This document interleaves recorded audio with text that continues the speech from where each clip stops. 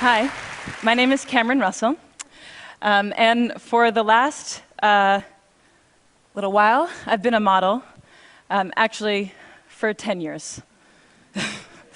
And I feel like there's an uncomfortable tension in the room right now because I should not have worn this dress.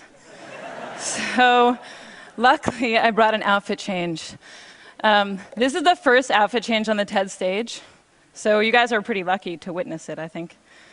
If some of the women were really horrified when I came out, you don't have to tell me now, but I'll find out later on Twitter.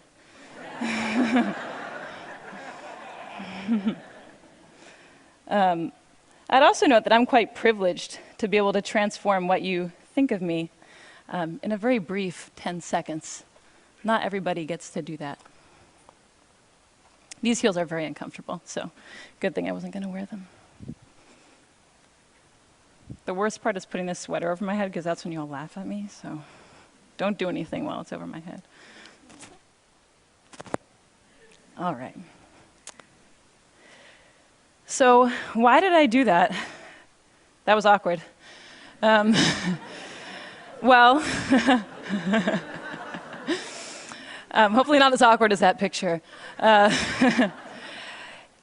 Image is powerful, but also image is superficial. I just totally transformed what you thought of me in 6 seconds. And in this picture, I had actually never had a boyfriend in real life. I was totally uncomfortable, and the photographer was telling me to arch my back and put my hand in that guy's hair. And of course, barring surgery, or the fake tan that I got 2 days ago for work, there's very little that we can do to transform how we look. And how we look, though it is superficial and immutable, has a huge impact on our lives. So today, for me, being fearless means being honest. And I am on this stage because I am a model. I am on this stage because I am a pretty white woman. In my industry, we call that a sexy girl. And I'm going to answer the questions that people always ask me, but with an honest twist.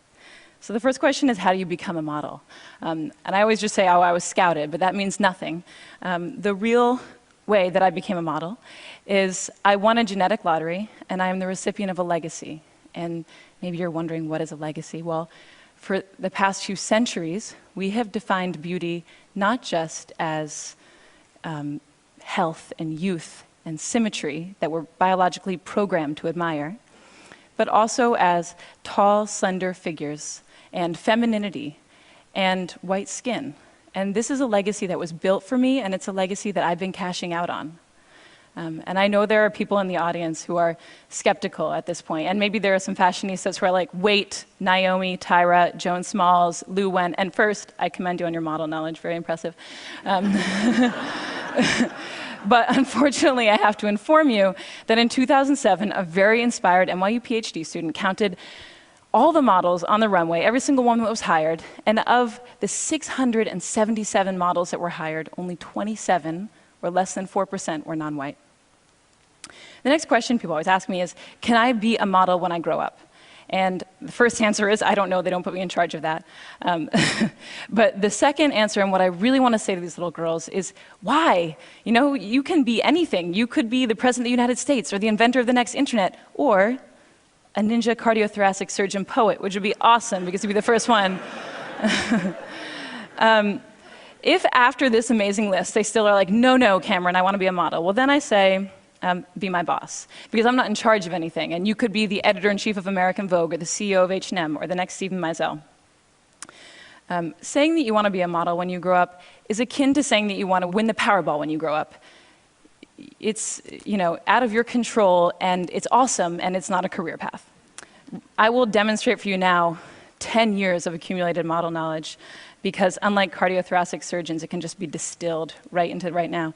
So if the photographer is right there, and the light is right there like a nice HMI, and the client says, Cameron, we want a walking shot, well, then this leg goes first, nice and long, this arm goes back, this arm goes forward, the head is at 3/4, and you just go back and forth. You just do that. And then you look back at your imaginary friends, 300, 400, 500 times. It will look something like this.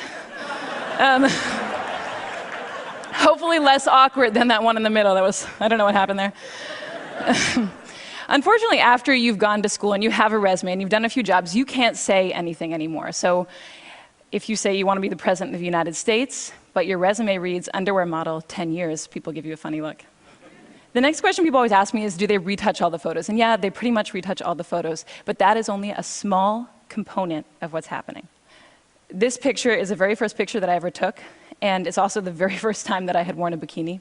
And I didn't even have my period yet. I know we're getting personal, but you know, I was a young girl. This is what I looked like with my grandma just a few months earlier. Here's me on the same day as this shoot. My friend got to come with me. Here's me at a slumber party a few days before I shot French Vogue. Here's me on the soccer team and in V magazine. And here's me today. And I hope what you're seeing is that these pictures are not pictures of me, they are constructions. And they are constructions by a group of professionals, by hairstylists and makeup artists and photographers and stylists and all of their assistants and pre-production and post-production. And they build this, that's not me. Okay, so the next question people always ask me is, do you get free stuff? I do have too many 8-inch heels, which I never get to wear, except for earlier. But the free stuff that I get is the free stuff that I get in real life, and that's what we don't like to talk about. I grew up in Cambridge, and one time I went into a store and I forgot my money and they gave me the dress for free. When I was a teenager, I was driving with my friend who was an awful driver, and she ran a red, and of course, we got pulled over. And all it took was a sorry officer, and we were on our way. And I got these free things because of how I look, not who I am. And there are people paying a cost for how they look and not who they are. I live in New York, and last year, of the 140,000 teenagers that were stopped and frisked, 86% of them were Black and Latino, and most of them were young men. And there are only 177,000 young Black and Latino men in New York. So for them, it's not a question of will I get stopped, but how many times will I get stopped? When will I get stopped? When I was researching this talk, I found out that of the 13-year-old girls in the United States, 53% don't like their bodies. And that number goes to 78% by the time that they're 17.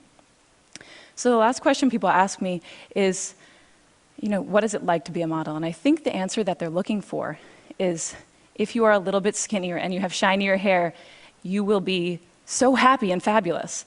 And when we're backstage, we give an answer that maybe makes it seem like that. We say, it's really amazing to travel, and it's amazing to get to work with creative, inspired, passionate people. And those things are true, but they're only one half of the story, because the thing that we never say on camera, that I have never said on camera, is I am insecure. And I'm insecure because I have to think about what I look like every day.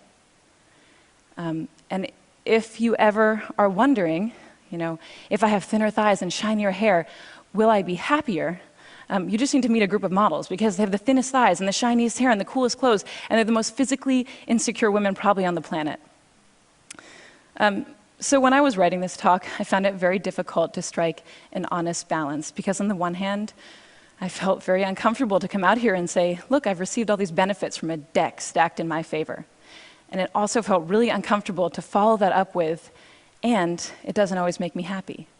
But mostly, it was difficult to unpack a legacy of gender and racial oppression when I'm one of the biggest beneficiaries.